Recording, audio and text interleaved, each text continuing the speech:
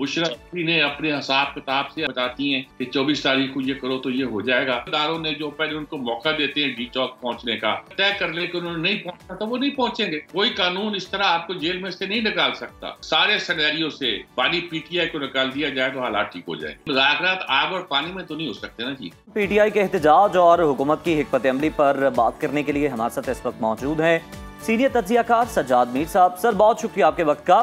सबसे पहले हम आपसे ये जानना चाहेंगे कि पीटीआई तो हर सूरत डी चौक पहुंचने के ऐलानात कर रही है और हुकूमत ज़ाहिर है रोकने के लिए सख्त इक़दाम कर रही है। ये मामला आपको आखिर किस तरफ जाते हुए दिखाई दे रहे हैं? देखें जी, पीटीआई तो कल से लगी हुई है कि डी चौक और कल पहुंचना था जी, तो कल तो नहीं वो पहुंच सकती और आज वो कोशिश कर रही है कि वो सिर्फ एक अटक का पुल ही रास्ते में हायल है और तो कुछ नहीं है और वहां से क्रॉस करना और पहुंच जाना है। मसला ये नहीं है, मसला ये है कि ये बहुत ही एक तशवीशनाक सूरत हाल है कि हुकूमत तो कहती है कि जब भी कोई खास तौर पर हमारा मेहमान आता है बाहर से तो पीटीआई कोई प्रॉब्लम क्रिएट कर देती है। बेलारूस का वफद, उनका सदर पाकिस्तान आया है और उसकी बहुत अहमियत है। ये जो मुल्क, जो रियासतें अलग हुई थी सोवियत यूनियन से, बेलारूस और यूक्रेन उस पर इसलिए इम्पोर्टेंट थी कि एक तो ये यूरोप में थी और इसमें कुछ ऐसी इंस्टॉलेशन थी जिसके बारे में कहा जाता था कि अगर इनको काबू में न किया गया तो एक एटमी सूरत हाल, कुछ इंस्टॉलेशन जो बेलारूस में और यूक्रेन में थी जिस पर मगरब भी परेशान था। ऐसी सूरत में जब यूक्रेन दूसरी तरफ है और बेलारूस जो है वो रूस का करीब तरीन इत्तेहादी है, उसका पाकिस्तान आना एक बहुत ही इम्पोर्टेंट वाकया है। ऐसे वाकये में ये एक एहतजाज का और ख़ास उस तारीख को एहतजाज का हो जाना एक मानी खेज बात है। 24 तारीख क्या बुशरा ने अपने हिसाब किताब से अपनी, मैं रूहानियत ही कह लूँ या क्या कह लूँ, क्या मुझे लफ्ज़ मिलता नहीं जो इस्तेमाल कर सकूँ। मैं रूहानियत तो कहना चाहता नहीं, ना ये रूहानियत है। उसके ज़रिए निकाल के हिसाब अता पता निकाल के बताती हैं कि 24 तारीख को ये करो तो ये हो जाएगा। अच्छा। यकीनी तौर पर उन्होंने अपना करने की कोशिश की है, बुशरा बीबी को बीच में शामिल कर दिया है ताकि अगर कोई हुकूमत कार्रवाई भी करना चाहती है तो उसको सोचना पड़े कि उससे कितने नुकसान हो सकते हैं एक खातून के होने की वजह से। लेकिन ये है कि ये मुल्क के लिए तो किसी सूरत भी एक अच्छी खबर तो नहीं है ना जी। बिल्कुल जी, बिल्कुल ठीक। सज्जाद साहब, इस बात पे जरा कमेंट कीजिएगा। अली अमीन गंडापुर कहते हैं कि बानी पीटीआई का हुक्म है हर सूरत डी चौक पहुंचें और मुतालबात की मंजूरी के लिए इस्लामाबाद में भी रहें। क्या आपको लगता है कि बानी पीटीआई डी चौक पहुंच पाएगी और अपने मुतालबात मनवा पाएगी? पीटीआई के हुक्म पर पीटीआई पहुंच पाएगी डी चौक? असल में बात है कि अगर तो हुक्म है अली अमीन गंडापुर कहते हैं तो हमें शक में मुब्तला होना चाहिए कि वो बानी पीटीआई को बुलवाना चाहते हैं। बहुत से लोगों का शक है कि अली गंडापुर जो है वो कॉम्प्रोमाइज्ड आदमी है। वो जो कुछ करते हैं वो हुकूमत के कहने पे करते हैं और जो कुछ कहते हैं कि 3 घंटे में गायब रहा, 4 घंटे गायब रहा, 8 घंटे उनके फोन बोलते नहीं है। वो कहते हैं पहाड़ों से चढ़ के मैं पहुंचा हूँ पेशावर में।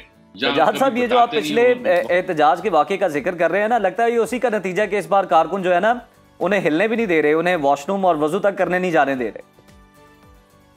जी, वो कारकुन तो उन्हें वॉशरूम नहीं जाने देंगे, लेकिन वो वॉशरूम क्या, वो कहीं भी जा सकते हैं। सुलेमानी टोपी उनके पास ऐसी है कि वो पहाड़ों से चढ़कर दूर जहाँ पहुंच सकते हैं।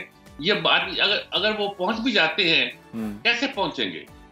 अटक के जब पुल पर अगर जाए, अगर तय कर दिया जाए उन अदारों ने जो पहले उनको मौका देते हैं डी चौक पहुंचने का और फिर वहां से फरार होने का, वो अगर तय कर ले कि उन्होंने नहीं पहुंचना तो वो नहीं पहुंचेंगे। लेकिन अगर पहुंच जाए तो क्या आ जाएगी? क्या तो सज्जाद साहब, इस सारी यही सवाल का जवाब हम तलाश करें। सारी मशक का मतलब नतीजा क्या है, मकसद क्या है, क्या हासिल करना चाहती है तहरीक इंसाफ?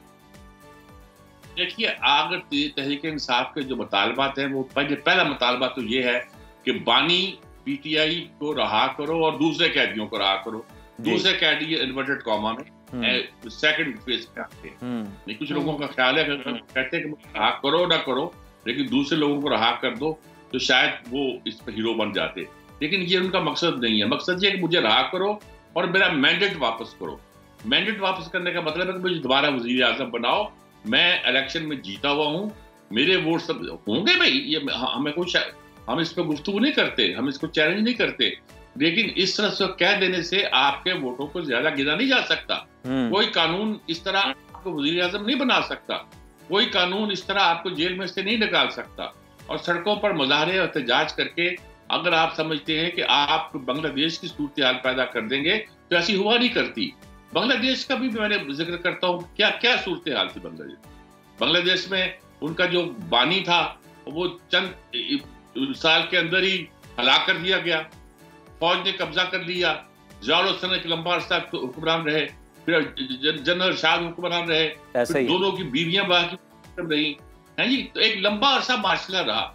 फिर इंडिया की हेजेमनी के तहत और उसके एक एजेंडे के तहत हसीना वाजिद को लाया गया। उसने 15 साल मुल्क में जो कुछ चाहा किया और आखिर में लोग तंग आ गए, और तंग आने के बाद जो निकलता है बहुत निकल। यहाँ तो बहुत सूरत नहीं है, अगर है तो उसमें तो कितने नेगेटिव पॉइंट है। दो मार्शल लॉ है, दो मार्शल लॉ जो मार्शल लॉ एडमिनिस्ट्रेटर है उनकी बीवियों के इख्तियार हैं। उसके बाद इंडियन हेजमनी है, और उसके नतीजे के तौर पर बांग्लादेश एक चूंकि तरक्की की एक खास शाहराह पे चल पड़ा, उसको चला दिया गया वेस्ट ने एक पॉलिसी देकर। तो उस पर कुछ लोग चुप रहे, कुछ साल बंद रहे, लोगों को फांसियां मिलती रही, सजाएं मिलती रही, जिनको माफिया मिल चुकी थी उनको टांग दिया गया। अब आप उस मॉडल को कहां से लाना चाहते हैं, क्या चाहते हैं मुल्क के अंदर? तो ये सारी सूरत है जिस पर हमें गौर करना चाहिए कि ना बांग्लादेश का मॉडल है कि आप समझे तलबा निकल आएंगे, मैदान में निकल आएंगे, फिर उनकी हुकूमत बन जाएगी, कोई डॉक्टर यूनुस आ जाएगा, फिर वो एक लंबा अर्सा चलेगा। तो ये नहीं चलने वाला। अच्छा। ये एक आदमी सजाद साहब, कुछ देर पहले आप सियासी इस्तेहकाम की बात कर रहे थे, तो ये बताइए कि बहुत बड़ा क्वेश्चन है कि सियासी इस्तेहकाम मुल्क में कैसे आएगा। जब भी मुल्क स्टेबल होने जा रहा होता है, हमारी इकॉनमी स्टेबल होने जा रही होती है, तो इस तरह के एहतजाज शुरू हो जाते हैं, या हमारी जो गैर मुल्की सरमायाकारी है वो नहीं हो पाती और मईशत स्ट्रॉन्ग नहीं हो पाती। तो ये कैसे मुमकिन हो पाएगा, क्या देखते हैं आप? देखिए, एक तो बड़ी सीधी बात है जो जवाब कोई देता नहीं है और टीवी पे देने वाला नहीं है, कि अगर इस सारे सिनेरियो से बानी पीटीआई को निकाल दिया जाए तो हालात ठीक हो जाएंगे। लेकिन ये बड़ा नेगेटिव जवाब होगा। अब यही कहा जाता है, बहुत बड़ा एक कमेंट है जी। अब दूसरा सवाल रास्ता क्या है कि उनसे बातचीत की जाए, उनसे मुज़ाकरा किए जाए। वो कहते हैं मैं किसी को मानता नहीं, सारे चोर रफंगे हैं, तो बात करनी है फौज से करनी है, कि बस वही है जो डिलीवर कर सकते हैं और वो मुझे इख्तिदार में वापस ला सकते हैं। यही मुज़ाकरात वाली बात है, ये बड़ा हैरान कुन है। मतलब एहतजाज से कई रोज पहले ही हमने देखा था कि मुज़ाकरात जो थे उनकी बात का सुनाई दे रही थी, राब्तों का भी सुन रहे थे, मगर अब हम देख रहे हैं कि दोनों जानिब से मुज़ाकरात में डेडलॉक का एक तो सुनाई भी दे रहा है और बाज़ाब्ता एतराफ़ भी किया जा रहा है। आखिर दोनों जो फरीकैन हैं इन्हें किस तरह मुज़ाकरात की मेज़ पर लाया जा सकता है, क्योंकि मामला तो हमेशा मुज़ाकरात की मेज़ पर हल होते। देखिए जी, मुज़ाकरात आग और पानी में तो नहीं हो सकते ना जी। आपके सियासत के दानों से मुज़ाकरात करने हैं तो बात समझ आती है। वो तो अवामी लीग। साहब, हमारे नाजरीन की सहूलत के लिए ये भी बता दें कि आपने आग कह के किसे मुखातिब किया और पानी किसे कहा? तो ये किससे मुज़ाकरात करेंगे जी? ये कहते हैं मैं सियासी जमात से बात नहीं, आग और पानी की बात तो है नहीं, या वो कहते हैं मैं तो बात करूंगा फौज के साथ। आज सियासत के फौज के साथ मुज़ाकरात क्या होते हैं, इसका मफहूम मुझे समझ नहीं आता। अगर समझ आता है तो मैं बयान नहीं करना चाहता अपनी। लेकिन सजाद साहब, हुकूमत के पास भी तो देने के लिए कुछ नहीं है ना। हुकूमत के पास देने को, यानी कि अगर वो उनसे मांगा ये किया जा रहा है, तो ये देखा जाएगा इख्तिदार मांगा जा रहा है। जी हाँ, कुछ दे सकते हैं? कभी भी नहीं कहेगा जी तुम इख्तिदार से मुझे दे दो। वो क्यों दे भाई जी? उनके पास ताकत इस्तेमाल करेंगे। फिर आप कहेंगे ताकत इस्तेमाल करते हो, ह्यूमन राइट्स है हमारे कि हम एहतजाज करें। तो अगर ह्यूमन राइट्स की लड़ाई हो गई है तो फिर क्या करें यार? तमाशा लगा हुआ है ना, मुल्क का मजाक बना के रख दिया हुआ है आपने। यानी ये तो नहीं हो सकता ना कि एक सूबा जो है कि मैं लश्कर कशी करूंगा, इस्लामाबाद आऊंगा। पंजाब जो आपकी बेस है, बड़ा सूबा है, वो खामोश बैठा हुआ है।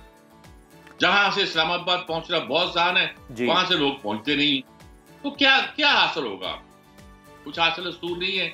एक हंगामा, एक फसाद है, लेकिन अब आपने कह दिया कि बिल्कुल बिल्कुल सज्जाद साहब, आपने दुरुस्त फरमाया कि बैनुल सूबाई जो मामलात हैं वो भी खराब हो सकते हैं। बहुत शुक्रिया सर, आप अपना तज्जिया पेश कर रहे थे।